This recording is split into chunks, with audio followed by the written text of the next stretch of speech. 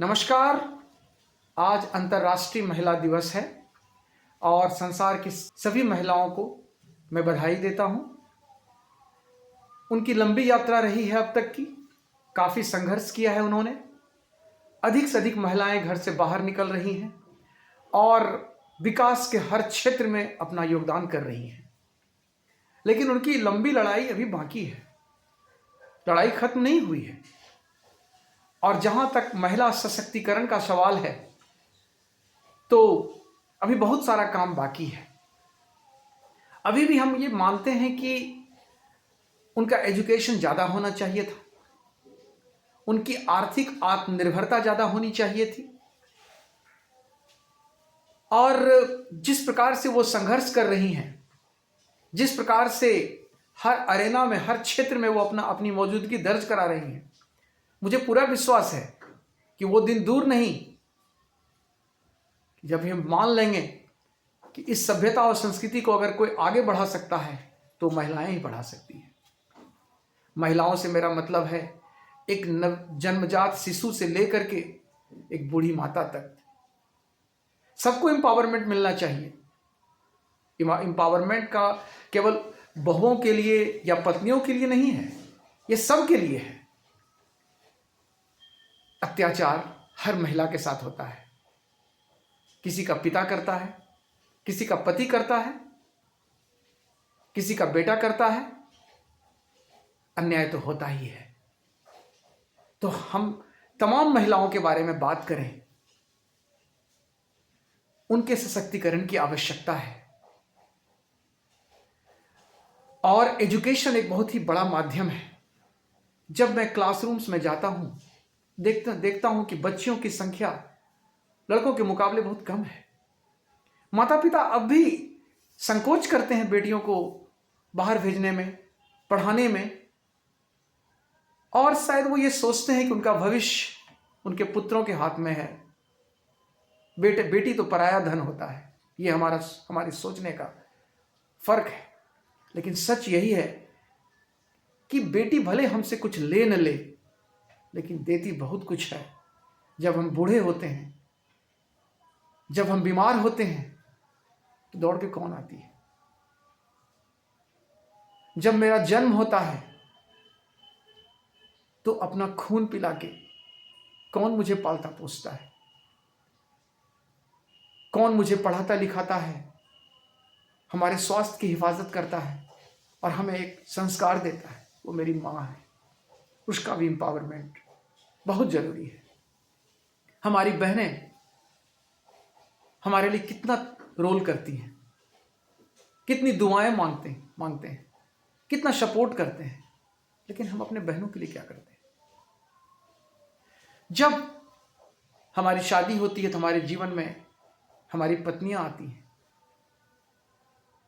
उनका रोल होता है दिन रात एक, बच्चों को पालना, अपने पति का देखभाल करना, उनको सपोर्ट करना, उनके बिजनेस में, उनके कारोबार में, उनके नौकरी में, उनकी खेती गृहस्थी में, हर जगह खड़ी रहती है। और जब हम बूढ़े हो जाते हैं तो हमारी बहुएं और हमारी बेटियां ही मेरी सेवा करती हैं। और निंदा उन्हीं की होती है। बेटा मेरा सेवा नहीं करे तो उसकी निंदा नहीं होगी, लेकिन अगर बहू सेवा नहीं करेगी, बेटी सेवा नहीं करेगी, तो उनकी निंदा होगी। महिलाओं को पुरस्कार कम, सजा ज़्यादा दिया जाता है समाज में। समाज को अपनी नजरिया को बदलने की जरूरत है। उन्हें शक्ति का अवतार कहा गया है। उनके अंदर बहुत शक्ति है, लेकिन उस शक्ति का सदुपयोग नहीं हो पाया है। राष्ट्र निर्माण में महिलाओं की भागीदारी और बढ़ चढ़ के होनी चाहिए। राजनीति में ज्यादा से ज्यादा महिलाएं आए। 33% आरक्षण क्यों, 50% क्यों नहीं? और जहां उनको स्थानीय निकायों में प्रतिनिधित्व मिलता भी है तो एक शब्द चला है मुखियापति। ये मुखियापति क्या होते हैं कि महिलाओं को आगे आने नहीं देते हैं। ये हस्बैंड जो है, ये उनके तरफ से काम करेंगे, उनको कुछ सीखने नहीं देंगे, उनको आगे आने नहीं देंगे। उनको तो लगता है कि उनकी पत्नी कुछ कर नहीं सकती है। तो सरकार के उद्देश्य को तो यहां फेल किया जा रहा है। जब हस्बैंड अपनी पत्नी का साथ नहीं दे रहा है, उसको आगे नहीं ला रहा है, तो कोई भी एजेंसी, कोई भी सरकार, कोई भी संस्था कितना भी काम कर ले, क्या उनका एम्पावरमेंट हो पाएगा? नहीं हो पाएगा। हमें चाहिए कि जो वास्तविक दुनिया है उसमें अधिक से अधिक महिलाएं आए और उनके साथ जो भी प्रॉब्लम्स होती है वो अनुभव की कमी में होती है। वो जब इस संसार का बुरा चेहरा देखेंगे, जब वो देखेंगे कि रियल लाइफ में क्या क्या होता है, तो उनकी सजगता बढ़ेगी। वो आने वाले प्रॉब्लम को एंटिसिपेट कर पाएंगे। उनका इस बाहरी दुनिया में आना बहुत जरूरी है। उनका अनुभव अर्जित करना बहुत जरूरी है, क्योंकि उनका एक महान रोल है राष्ट्र निर्माण के लिए, मानवता को बचाने के लिए। आप किसी भी दफ्तर में जाएं, अगर वहां पर कुछ महिलाएं काम कर रही है, तो आप देखेंगे कि जितनी संवेदना के साथ, जितनी संजीदगी के साथ वो आपके काम को करती हैं, पुरुष नहीं करेंगे। मैं भी पुरुष हूं और पुरुष को अच्छी तरह से जानता हूं। मैं ये कहना चाहता हूं कि हर स्थान खूबसूरत बन जाएगा, हर स्थान पर न्याय, परोपकार, करुणा और दया आएगा अगर हमारे बीच महिलाओं की संख्या ज़्यादा होगी। स्कूल में, कॉलेज में, हॉस्पिटल में, मल्टीनेशनल कंपनीज में लोगों का काम आसान होगा, क्योंकि उनके अंदर संवेदना होती है। वो किसी के भी प्रॉब्लम्स को बेहतर समझ सकती हैं।